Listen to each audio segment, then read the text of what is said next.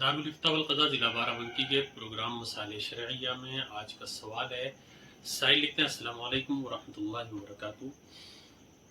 एक शख्स है, उसके पास वैन है, उससे वो शादी वगैरह में सवारी उठाता है और दूसरी जगह ले जाता है। अब उस गाड़ी पर ज़कात वाजिब है या नहीं?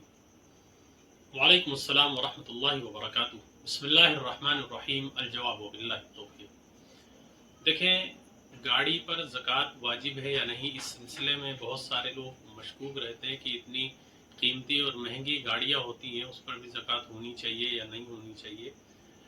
गाड़ी रखने वाले हजरात और इस तरह के लोग जिनके पास गाड़ियाँ हैं, वो अक्सर इन चीज़ों को पूछते रहते हैं। गाड़ी, इसकी तीन सूरतें हैं।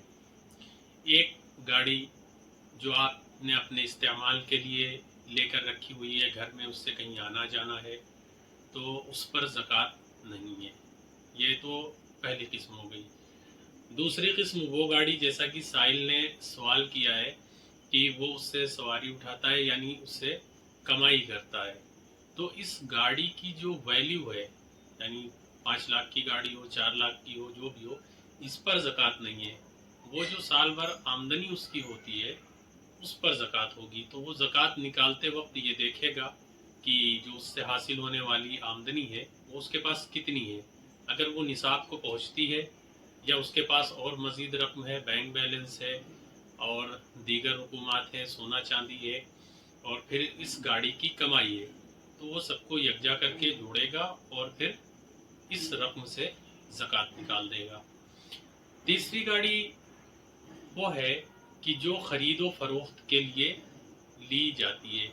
मिसाल के तौर पर बहुत से शहरों में कार बाज़ार होते हैं और वहाँ पर गाड़ियाँ सेल के लिए लोग ख़रीदते बेचते हैं, गाड़ियों का कारोबार करते हैं। वो सेकंड गाड़ियों का कारोबार करते हैं।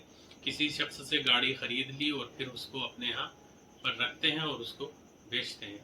तो जो लोग कार बाज़ार का काम करते हैं, इस तरह का काम करते हैं, तो जो गाड़ी ख़रीदो फ़रोख्त के लिए उन्होंने ख़रीदी हुई है, यानी उसको बेच करके उससे नफ़ा हासिल करना है, तो उस गाड़ी की वैल्यू पर ज़कात होगी। और गाड़ी जितने की भी होगी उसकी वैल्यू लगाई जाएगी। यानी उनके पास अगर 5 गाड़ियाँ हैं, तो उन 5 गाड़ियों को उन्होंने कितने में ख़रीदा है और उसकी जो वैल्यू है वो लगा करके फिर उस पर ज़कात दी जाएगी। तो ये खुलासा ये कि गाड़ी की 3 किस्में हुई। एक घर में इस्तेमाल के लिए, उस पर कोई ज़कात नहीं है।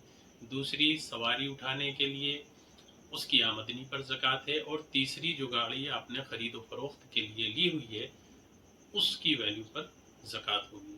फ़क़त वल्लाहु ताला आलम।